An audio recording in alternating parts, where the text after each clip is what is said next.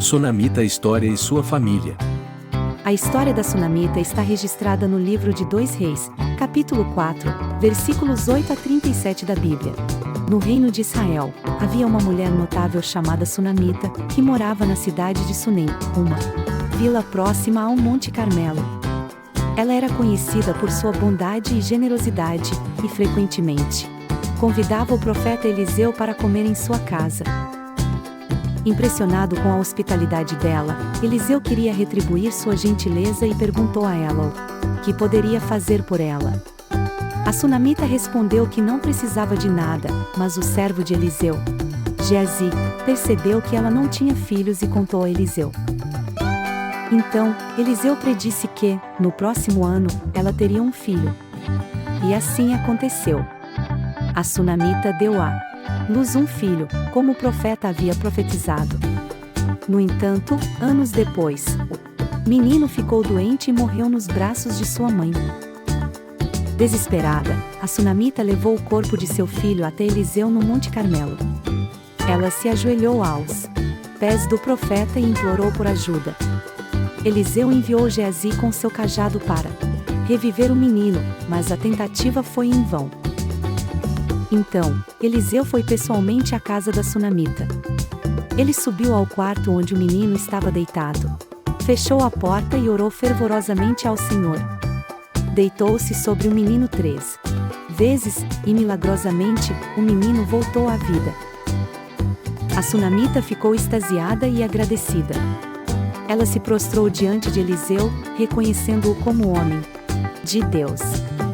Em gratidão, ela e seu marido fizeram grandes sacrifícios para apoiar a obra de Deus através do profeta.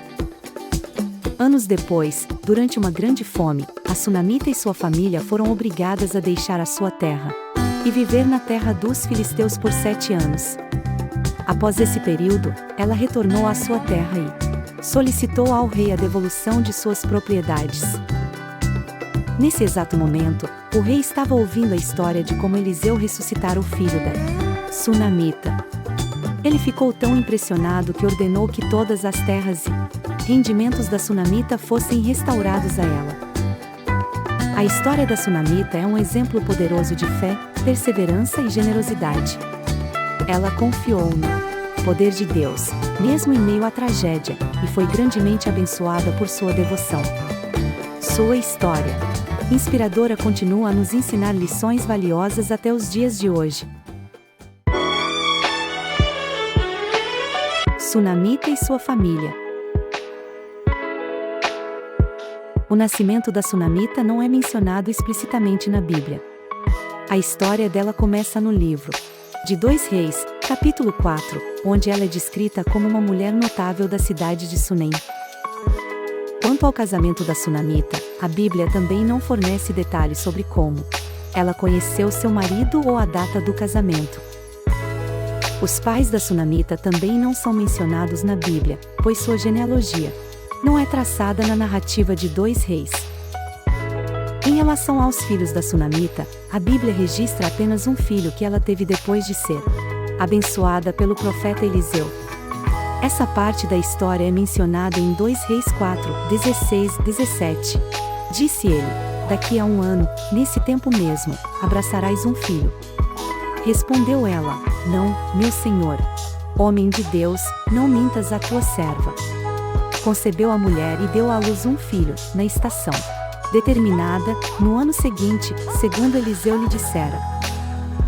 Infelizmente, não há outras informações sobre o filho da Sunamita, como seu nome, ou eventos posteriores em relação a ele. Dessa forma, a Bíblia não fornece detalhes completos sobre o nascimento, casamento, pais e filhos da Sunamita, mas apenas relata a história significativa de sua fé em relação com o profeta Eliseu.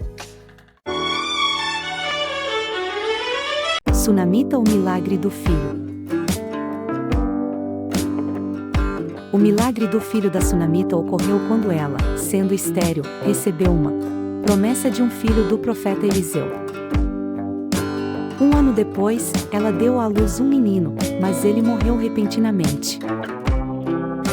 Desesperada, ela procurou Eliseu, que orou fervorosamente e Deus trouxe a criança de volta à vida. Esse milagre ilustra a fé inabalável da sunamita e a intervenção divina na restauração da vida de seu filho. É uma poderosa história de esperança, mostrando que Deus atende aos clamores daqueles que confiam em sua providência e cuidado. Sunamita, onde nasceu, viveu e morreu. A Bíblia não fornece detalhes específicos sobre a época exata em que a sunamita viveu, morreu ou informações detalhadas sobre sua descendência. A história da sunamita é relatada em 2 Reis, capítulo 4, e termina nesse ponto sem mencionar eventos posteriores a respeito dela ou de sua família. A história da sunamita é notável por sua hospitalidade e fé em Deus, além do milagre que recebeu ao ter um filho após a profecia do profeta Eliseu. Seu exemplo de devoção e perseverança continua a inspirar muitos até os dias atuais. Dado que a Bíblia não oferece informações detalhadas sobre a vida posterior da sunamita ou sua descendência, no contexto bíblico, o foco principal é na narrativa da sua interação com o profeta Eliseu e no milagre do nascimento de seu filho. Sunamita, maldição e conclusão. Em relação à história da sunamita, não há menção de maldições associadas a ela na Bíblia. A história se concentra em sua generosidade, fé e na bênção que recebeu de ter um filho, após a profecia do profeta Eliseu.